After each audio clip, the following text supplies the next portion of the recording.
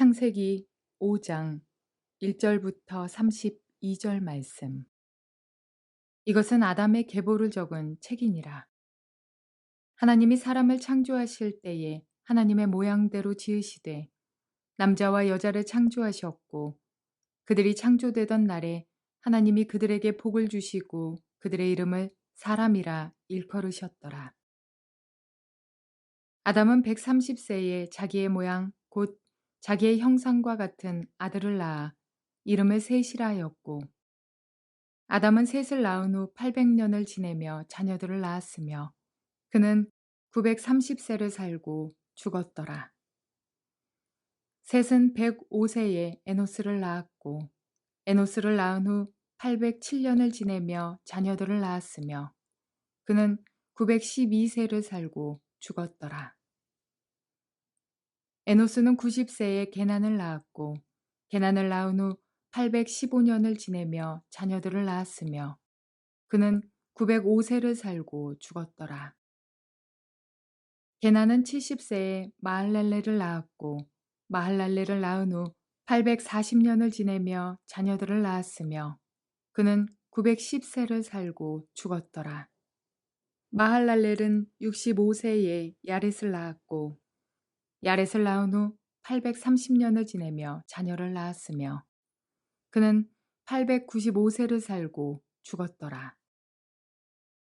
야렛은 162세에 에녹을 낳았고 에녹을 낳은 후 800년을 지내며 자녀들을 낳았으며 그는 962세를 살고 죽었더라.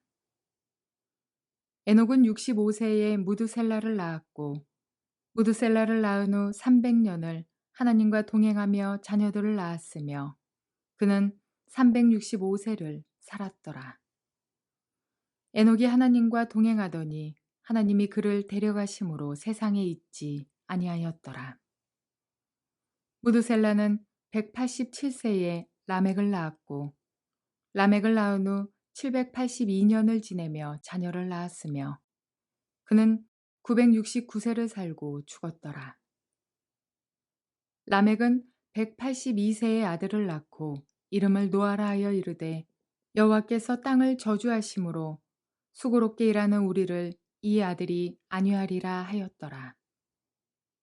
라멕은 노아를 낳은 후 595년을 지내며 자녀들을 낳았으며 그는 777세를 살고 죽었더라. 노아는 500세 된 후에 셈과 함과 야벳을 낳았더라. 좋은 날입니다. 성령님께서 오늘도 여러분의 심령 가운데 큰 은혜와 평강으로 함께해 주시기를 주님의 이름으로 축복하여 드립니다. 오늘은 창세기 5장 전체를 통해서 아담의 영적 후손을 통해서 우리는 무엇을 배울 수 있을까요? 라는 제목으로 말씀을 드리려고 합니다. 지난 4장에서 우리가 배운 것처럼 아담의 후손들은 두 부류로 나눠진다고 했습니다. 한 부류는 가인의 후손, 자연적 인간의 삶을 살아가는 자, 하나님을 인정하지 않는 육적 후손에 대한 한 갈래이고, 다른 한 갈래는 하나님께서 아벨 대신에 주신 셋의 후손에 대한 이야기입니다. 셋의 후손의 특징은 여호와의 이름을 불렀더라. 그래서 아담의 영적 후손이 태어난 것을 볼 수가 있습니다. 오늘 5장은 그 아담의 영적 후손, 셋의 후손들에 대한 이야기입니다. 셋의 후손을 길게 족보를 통해서 설명하고 있습니다. 5장 전체를 읽어보시면 알 수 있는 것처럼 족보 이야기, 별 재미가 없어요. 역대상에서도 보면 족보가 길게 몇 장이 걸쳐서 나오는데 도대체 왜 이 족보 이야기를 했는지 이해하기 어려운 부분이 많습니다. 그럼에도 불구하고 하나님께서 족보를 적어 놓으셨을 때 우리에게 주는 메시지가 있습니다. 특별히 오늘 5장의 본문에서는 엄청난 우리의 삶의 인생을 어떻게 살아야 할 것인가, 무엇을 추구하며 행하며 살아야 할 것인가에 대한 엄청난 메시지가 들어있습니다. 자, 한번 살펴봅시다. 오늘 본문에 보니까 누가 누구를 낳고 하는 이야기로 시작되어서 그리고 죽었더라, 낳고 죽었더라, 낳고 죽었더라. 인생은 태어나서 얼마간 살다가 죽는 것입니다. 인생은 한마디로 말해서 죽기 위해서 태어나는 것이라고 어떤 사람은 이야기했습니다. 맞는 이야기지요. 그러나 더 중요한 것은 그 인생의 기간 동안에 무엇을 하느냐, 이것은 매우 더 중요한 일입니다. 자, 아무튼 인생은 태어나서 죽는 것입니다. 태어나서 낳고 죽는 것이 인생의 전부의 이야기입니다. 어쩌면 하나님께서 창세기 1장 28절에서 우리에게 말씀하신 것처럼 생육하고 번성하라, 땅에 충만하라, 그 말씀을 성취하기 위해서 인간에게 생리적인 생물학적인 번성의 어떤 축복을 주신 것을 보여주기도 합니다. 중요한 것은 태어나서 죽는다는 것입니다. 참 덧없는 인생입니다. 어찌 보면 허무한 것입니다. 자, 오늘 본문에 아담은 셋을 낳고, 셋은 에노스를 낳고, 에노스는 게난을 낳고, 게난은 마할랄렐을 낳고, 마할랄렐이 야렛을 낳고, 야렛은 에녹을 낳고, 에녹은 머두셀라를 낳고, 그리고 머두셀라는 그리고 라멕을 낳고, 라멕은 노아를 낳고, 자, 이렇게 해서 누구를 낳고, 그리고 그 마지막에 그 각 사람들이 죽었더라, 죽었더라, 죽었더라, 몇 년간 살다가 죽었더라 하는 이야기로 가득 차 있습니다. 첫 번째 메시지, 인생은 참 덧없는 것이다. 살다가 죽는 것이다. 죽기 위해서 사는 것이다. 그런데 오늘 본문에 보니까 단순히 살다가 죽기 위해 태어난 것이 아니라 하나님께서 우리에게 사는 동안에 해야 할 일에 대한 메시지를 주는 걸 볼 수가 있습니다. 의미 있는 삶, 하나님이 인정하시는 삶, 그 삶에 대한 한 사람의 이야기를 성경은 좀 유별나게 표현하고 있는데 그것이 에녹의 생애입니다. 창세기 5장 21절부터 24절까지를 한번 제가 읽어봅니다. 에녹은 65세에 머두셀라를 낳았고, 머두셀라를 낳은 후 300년을 하나님과 동행하며 자녀들을 낳았으며 그는 365세를 살았더라. 에녹이 하나님과 동행하더니 하나님이 그를 데려가심으로 세상에 있지 아니하였더라. 에녹에 대한 생애에서 굉장히 중요한 몇 가지 사실을 두 가지만 한번 이야기해 봅시다. 그는 65세의 아들 머두셀라를 낳았습니다. 그런데 300년을 더 살았습니다. 그리고 365세에 죽었는데 참으로 재미있는 표현은 에녹이 65세에 자기 아들 머두셀라를 낳고 그 이후에 계속 자녀들을 낳았는데 머두셀라를 낳고 난 그 해부터 300년간 하나님과 동행하였다 하는 표현입니다. 365년을 살았는데 65년은 자연적인 인생을 살았고 300년은 하나님 앞에서의 인생을 살았다. 하나님과 동행하며 살았다는 표현을 오늘 성경이 하고 있다는 것은 매우 중요합니다. 야, 그렇다면 우리가 추측해 볼 수 있는 것은 머두셀라가 태어난 그가 65세 됐는데 뭔가 인생의 변화가 일어났다는 것입니다. 엄청난 변화가 일어난 것을 우리는 느낄 수가 있습니다. 그랬기 때문에 65세부터 남은 300년 동안 하나님과 동행했다는 것입니다. 그전에는 하나님과 동행했다는 표현을 일부러 빼고 있습니다. 뭘 의미할까요? 머두셀라를 낳는 해 에녹의 생에 엄청난 변화가 일어났습니다. 그 변화가 뭘까요? 여러분 알 수 있을까요? 성경을 통해서 알아야 됩니다. 또 추측해 볼 수 있는 한 가지 사실은 머두셀라라는 이름입니다. 에녹이라는 이름은 가르치는 자라는 뜻이고 머두셀라라는 이름은 이 사람이 죽은 후에 심판이 있을 것이라는 말이 머두셀라라는 말입니다. 자, 멈춰 생각해 봅시다. 여러분이 오늘 아들을 낳았습니다. 첫 아들을 낳았는데 이름을 어떻게 지을까 고민을 합니다. 그런데 그 이름을 이 사람이 죽고 나면 심판이 임할 것이다 하는 이름을 지을 사람이 있을까요? 사후 심판, 김사후 심판. 야, 이런 이름을 에녹이 지었다는 것은 그의 인생에 엄청난 영적인 변화가 어떤 체험이 그 삶에 있었다는 것을 보여주는 사건입니다.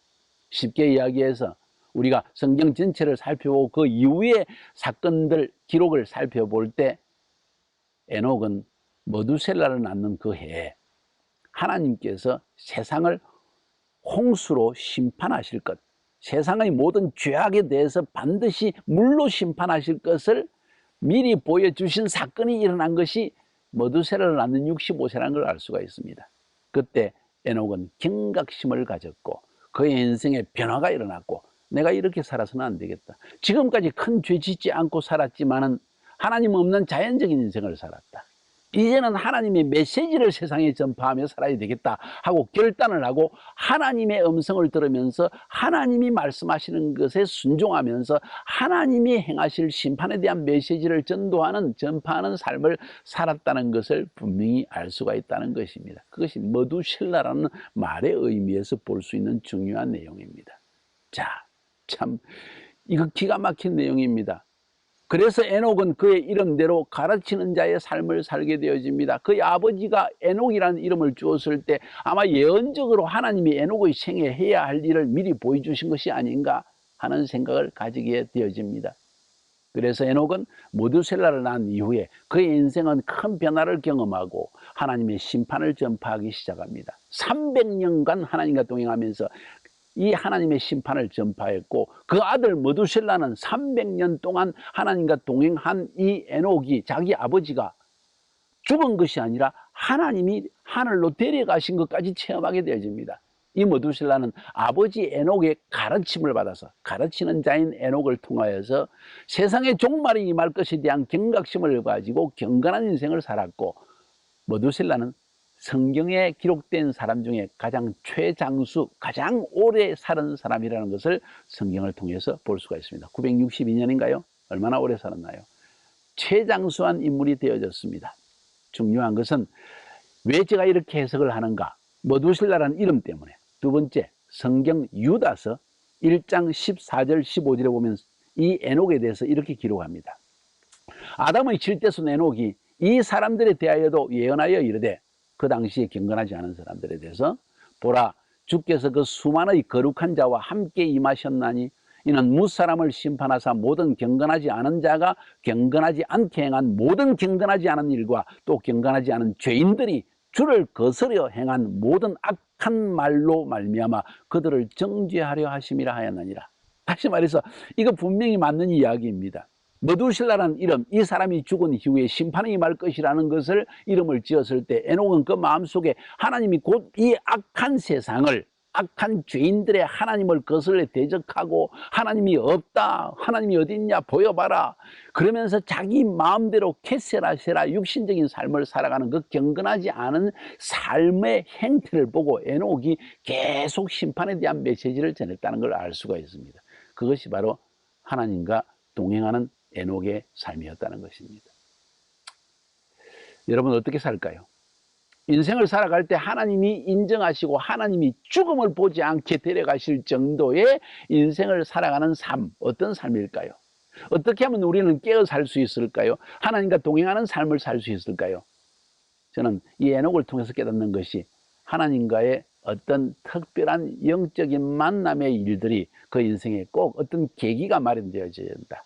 그 계기를 통해서 가장 중요한 계기는 세상은 저절로 영원히 흘러가는 것이 아니라 마지막에 있으며 반드시 심판이 있다. 사람이 태어나면 죽는 것이 있는 것처럼 이 지구상도, 이 우주도 태어나는 것이 있는 것과 마찬가지로 끝나는 때가 있다. 그때는 하나님의 심판의 때이다. 이 하나님을 두려워하는 마음이랄까요? 예, 하나님이 세상을 심판하실 것에 대한 인식, 하나님과 심판에 대한 인식, 이것이 우리로 하여금 하나님 앞에서 경건한 바른 인생을 살 수 있게 도와주는 엄청난 계기가 되어지는데, 그것은 하나님이 주시는 계시적인 깨달음을 얻게 되는 한 체험을 통해서, 계기를 통해서 주어진다는 것을 우리는 알 수가 있습니다. 저의 인생에 40년 정도 전에 주님을 만나는 뜨거운 체험을 하게 되어졌습니다. 하나님이 계신다는 걸 알게 된 거죠. 그리고 성경을 읽을 때마다 이 세상은 악으로 가득 차 있고 이 악에 대해서 하나님은 침묵하지 아니하시며 심판하실 것인데, 심판 전에 예수 그리스도를 보내서 구원의 길을 열어놓으셨다는 사실과 그걸 믿는 사람들은 경건한 삶과 함께 믿음으로 구원을 받는다는 사실을 저는 깨닫게 되어졌습니다. 그래서 부족하나마 에녹과 같은 인생을 살기 위해서 애를 쓰는 것이죠. 저뿐만 아니라 수많은 크리스찬들의 삶은 사실은 에녹과 같은 인생이라고 볼 수가 있습니다. 에녹처럼 정말 하나님 앞에 경건한 인생을 얼마나 수준 있게 사느냐는 차이가 있겠지만, 여러분, 사람은 태어나서 죽는 것인데 그 태어나서 죽기 이전에 그 중간에 우리의 인생이라는 것, 어떻게 살 것인가 굉장히 중요한 것입니다. 오늘 본문에 보면 누가 누구를 낳고 누가 누구를 낳고라는 말을 비게트라는 영어를 썼는데 그것은 영적으로 사람을 낳는 과정을 의미하는 것입니다. 에녹은 그의 인생 동안 모두실라를 낳기만 한 것이 아니라 영적으로 낳는 가르침의 일을 계속했다는 걸 볼 수가 있습니다. 자, 히브리서 11장 5절 6절도 에녹에 대해서 이렇게 이야기합니다. 믿음으로 에녹은 죽음을 보지 않고 옮겨졌으니 죽지 않았다는 거예요. 하나님이 그를 옮기심으로 다시 보이지 아니하였느니라. 그는 옮겨지기 전에 하나님을 기쁘시게 하는 자라는 증거를 받았느니라. 어떻게 기쁘시게 했을까요? 하나님이 주시는 메시지를 전하며 살았기 때문에, 하나님의 뜻을 성취하며 살았기 때문에.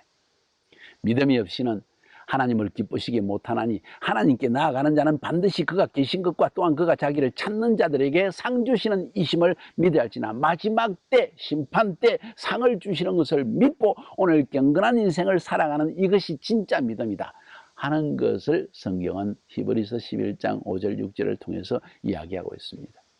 그러면 하나님과 동행한다는 말의 의미는 뭘까요? 잘 모르겠습니다. 추측할 수 있는 것은 하나님의 음성을 매 순간 들으며 심판을 준비하며 살아가는 인생을 바로 이런 동행하는 삶으로 표현한 것이 아닌가 하는 생각을 가지게 되어집니다. 자, 마지막 노아의 이후에 일어난 일에 대해서 또 성경은 우리에게 기록하고 있지 않습니까?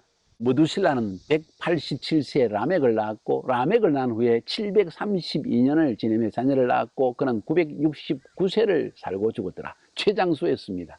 그 다음에 머두실라가 낳은 아들 라멕은 사장에서 말하는 그 악하고 교만한 라멕이 아니라 동명이인입니다. 다른 사람 라멕입니다.